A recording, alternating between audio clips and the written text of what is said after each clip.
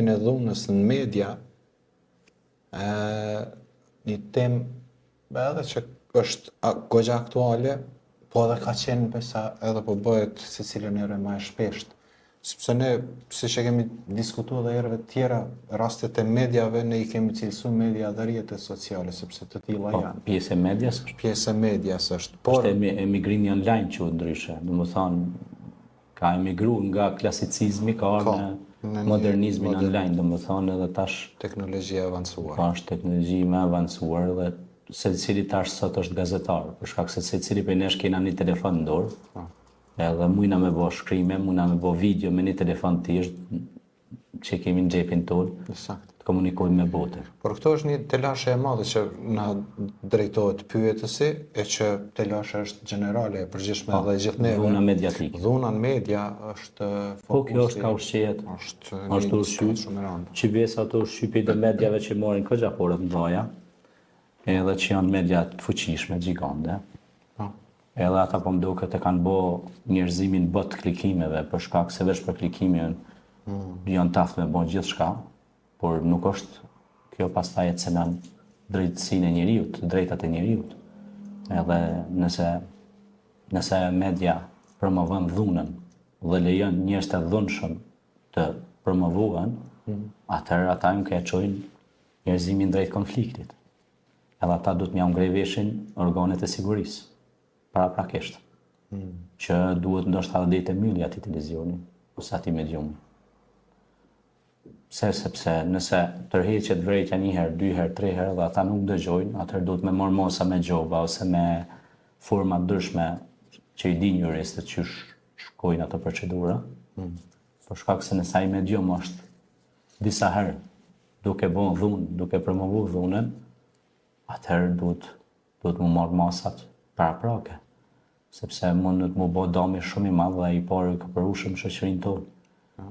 Janë emisione fatkeqësisht të cilat janë ka promovojnë dhunën, emisione që unë vjen keq me thonë këtë gjë, po ka dhe me emra musliman që janë në shtadha që hiqen që janë praktikues që i financojnë këto media.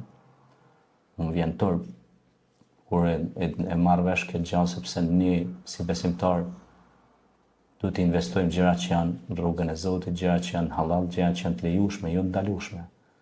Sepse pastaj ajo pasuri një ditë do të na bij kokës, do të na shem edhe themelin që kena poshtë këmbëve tona.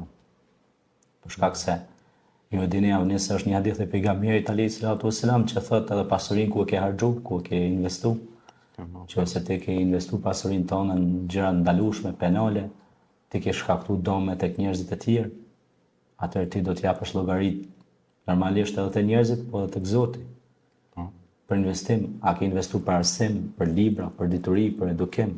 Ne kena mbi 40 emisione këtu me profesora doktora shkencave. Për javës tjetër kena profesora që janë pjesëmarrës në Akademinë e Belgjikës dhe të Austrisë, kena musafir këtu. Edhe kjo është e kushtueshme, njerëzit nuk e dinë. Njerëzit i shohin ato emisione, thotë shumë mirë, po bëni një punë të mendshme, bravo, jo koft. Kur është emisionet që promovohet dhuna, financohen me parë të majma. Sponsorizohen. Pra kjo është me keqardhje, na kena pas, e din shumë mirë, kena diskutuar bashkë çështja e sponsorizimit, nuk është afruar askush. Se aty nuk ju interesojnë këto tema, sigurisht. Nuk ju intereson kjo edukimi, libri, besimi, edhe dashuria që ne kemi promovuar në disa emisione më herët që kena pas. Që kena pas një emision special veç për pavarësinë e Kosovës, e Shqipërisë, veç për atë dashurinë, veç për edukimin nënës dhe babës, kena pas emisione të tilla, veç për arsim, veç për shkencë, kena fol emisione të tëra, kurse dhuna mediatike valvon në kanale të cilat fatkeqësisht janë mesin tonë dhe kanë ndikim mjaft të madh. Dhe ne qëndrojmë duar lidhur edhe disa prej tyre fatkeqësisht edhe i duar trokasin dhunën. Ka për komente në rrjetet sociale që thot mirja ka bo që e ka dhënu ato, se e ka si thot mirja ka bo.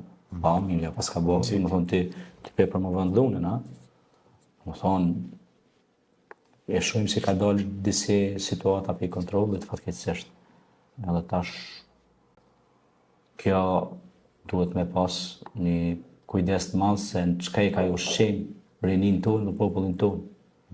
Me dashuri, me arsim, me shkencë, me libra, me inovacion, me kërkime shkencore apo me dhunë.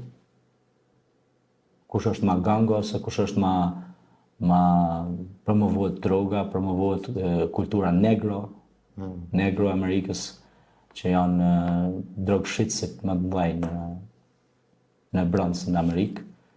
Me këto lirisht e kena pas të jenë diskutimi edhe me ca miq tonë që punojnë në për disa detyra. Edhe ata kanë këtë frikë, për shkak se çka e kite ko i shia pritet e shtëpia.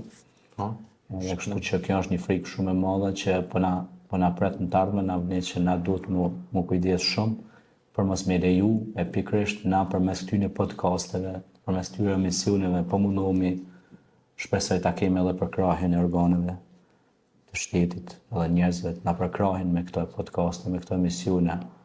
Nëse ndjejnë sadopak veten që ja duan të mirën atëut dhe fëmijëve të tyre, t'i përkrahin jo vetëm emisionin tonë, po çdo emision që flet për kulturë, për edukim, për shkencë.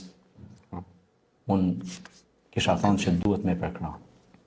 Një kuptoj.